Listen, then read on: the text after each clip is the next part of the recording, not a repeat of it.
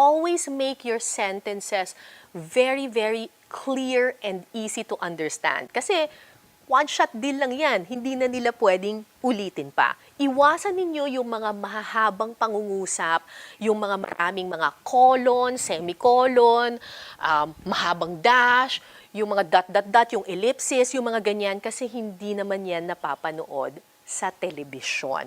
Try to make your sentences really short and easy to understand. Kung marami kayong gustong sabihin, huwag mong gawin yung mahabang sentence. Hatiin mo siya into bite-sized pieces. One sentence, one idea.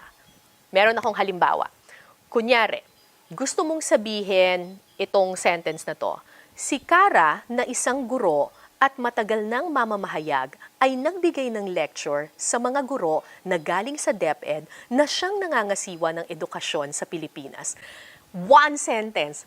Ang haba niya, ang dami niyang kama, nakakalito siya, tapos mapapagod pa yung reporter sa pagbabasa. This is my suggestion. Write it this way. Nagbigay ng lecture para sa mga guro si Kara. One sentence. Matagal nang mamamahayag si Kara, pero ngayon ay isa na siyang guro.